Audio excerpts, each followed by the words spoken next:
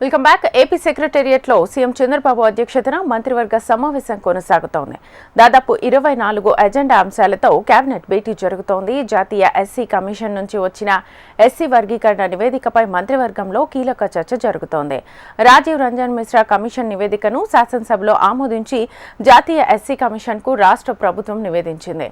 జాతీయ SC commission పరిశీలన తర్వాత తిరిగి రాష్ట్ర ప్రభుత్వానికి నివేదిక వచ్చింది. ఈ క్రమంలో ఎస్సీ వర్గీకరణపై ఆర్డినెన్స్ జారీ చేసే యోచనలో రాష్ట్ర ప్రభుత్వం ఉంది.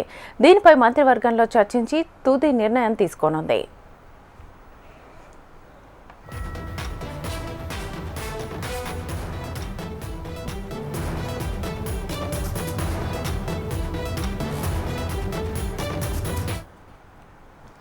సిఆర్డీఏ 46 అథారిటీ నిర్ణయాలకు మంత్రివర్గం ఆమోదం తెలపనుంది. అసెంబ్లీ, హైకోర్టు, శాశ్వత భవనాల టెండర్లకు గ్రీన్ సిగ్నల్ ఇవ్వనుంది. L1 నిలిచిన సంస్థలకు లెటర్ ఆఫ్ యాక్సెప్టెన్సీ ఇచ్చేందుకు మంత్రివర్గం ఆమోదం తెలపనుంది. 617 కోట్లతో అసెంబ్లీ బేస్మెంట్, G+3+ వ్యూయింగ్ పాయింట్లు అసెంబ్లీ నిర్మాణానికి టెండర్లలో L1 గా నిలిచిన సంస్థలకు LOA ఇచ్చేందుకు ఆమోదం తెలపనుంది. అలాగే 786 కోట్లతో హైకోర్టు బేస్మెంట్, G+7 అంతస్తుల్లో నిర్మాణం, బిల్డప్ ఏరియా 20.32 చదరపు అడుగులు, ఎత్తు 55 మీటర్లు L1 గా నిలిచిన సంస్థకు LOA ఇచ్చేందుకు మంత్రివర్గం ఆమోదం తెలపనుంది. ఇక పెట్టుబడుల ప్రోత్సాహక మండలి 5వ సమావేశం నిర్ణయాలను ఆమోదిస్తుంది. 30,667 కోట్ల పెట్టుబడితో 16 సంస్థల ఏర్పాటుకు ఇటీవల SIPలో నిర్ణయం తీసుకుంది. వీటి ద్వారా 32,133 ఉద్యోగాలు వస్తాయని ప్రభుత్వం అంచనా వేస్తోంది.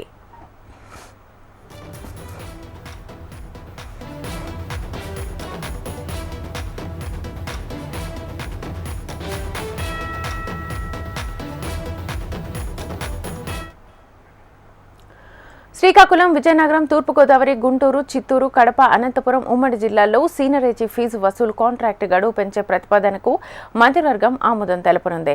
విశాఖ ఐటీ హిల్స్ లో TCS కు 21.66 ఎకరాల భూమిని 99 పైసలకు లీజుకి ఇచ్చేందుకు అంగీకారం తెలపనుంది.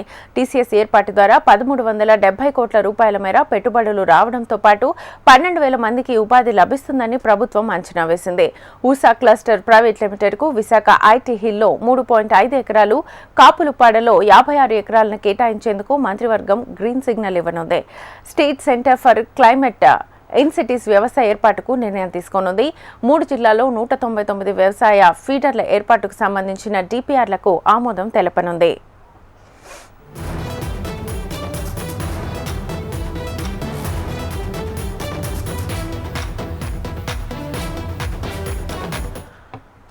అలాగే వివిధ ప్రాంతాల్లో సౌర, పవన, గ్రీన్ ఎనర్జీ ప్రాజెక్టుల ఏర్పాటుకు కేబినెట్ ఆమోదం తెలపనుంది. గుంటూరు జిల్లా పత్తిపాడు మండలంలో 100 పడకల ESI ఆసుపత్రి ఏర్పాటుకు 6.35 ఎకరాల భూమిని కేటాయించనుంది.